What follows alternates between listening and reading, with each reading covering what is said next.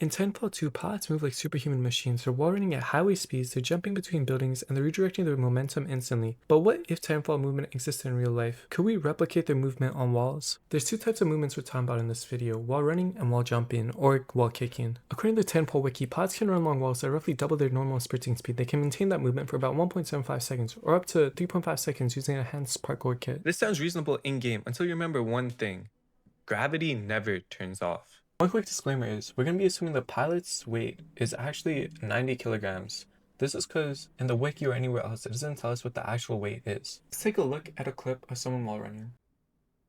Some things you might notice is there's four forces acting on the pilot. There's the normal force, the force of friction, the force of acceleration, and the force of gravity. So we know the pilot starts at 26 kilometers per hour, then accelerates to 42 kilometers per hour over 1 second. The pilot and the gear together have a mass of 90 kilograms. First, I converted this speed into meters per second. 26 kilometers per hour becomes 7.22 meters per second, and 42 kilometers per hour becomes 11.67 meters per second. We then use the acceleration equation to find out the pilot accelerates at 4.45 meters per second squared during the wall run. And you might ask yourself, well, why do we need to find out the acceleration? We need to understand how intense it feels on the body. And to do this, I converted the acceleration to g-forces. The pilot experienced about 0.45 g's during the wall run. That's actually very survivable. For comparison, humans experience similar forces while sprinting, accelerating in sports, or riding roller coasters. So surprisingly, the wall run itself isn't the dangerous part. However, gravity is still constantly pulling the pilot downward at 9.8 meters per second squared, so the pilot would need enough traction to support and stay attached to the wall while accelerating forward. This is where Titanfall starts becoming unrealistic for normal humans. Now we can talk about the jump and the wall jump. The pilot launches off the wall at around a 27-degree angle. The forward velocity after leaving the wall is about 10.4 meters per second, while the upward velocity is about 5.3 meters per second. The push-off happens extremely quickly. It only takes about 0.233 seconds. That means the pilot accelerates at about 22.7 meters per second squared during the jump. When converted into g-force, the wall kick reaches about 2.3 g's. That sounds intense, but humans can actually survive this briefly. Elite athletes experience similar forces when jumping, sprinting, and landing. And we're not even talking about fighter pilots and roller coaster riders, which can withstand even higher amounts of g-forces for short periods of time. Using Newton's second law, we can figure out the pilot pushes off the wall with over 2,000 newtons of force. That's about 2.3 times the pilot's body weight. And while 2.3 times body weight sounds extreme, humans are already experiencing similar forces in real life during activities like sprinting, parkour, and the triple jump. Triple jump athletes and parkour athletes regularly experience forces multiple times their body weight during explosive movements and hard landing. So the movement itself is not completely beyond human capability. You know what is beyond human capability? Something downright dangerous: wall kicks. This is where the pilot slams right into a wall, rapidly change their momentum, and launch away in fractions of a second. In this example, the pilot enters the wall at 97 kilometers per hour. They then slow down to 92 kilometers per hour and accelerate back up to 102 kilometers per hour. The pilot and the gear together have a mass of 90 kilograms. The movement happens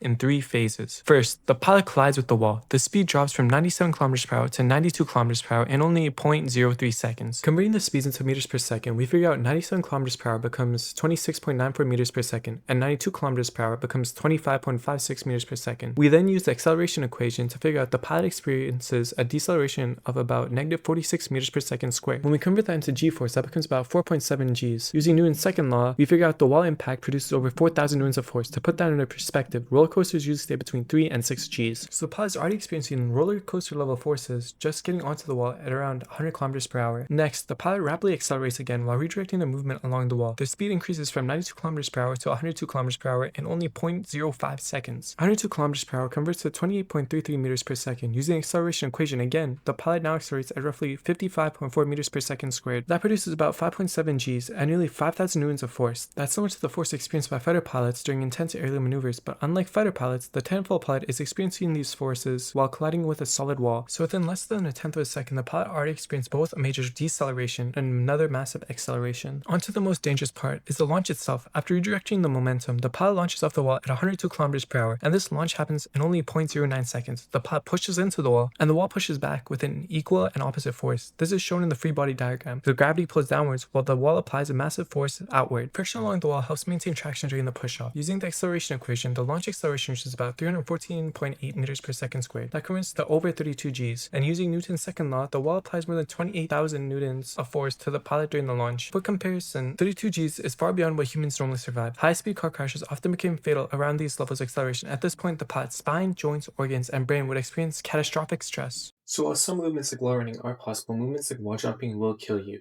Thank you for watching my video.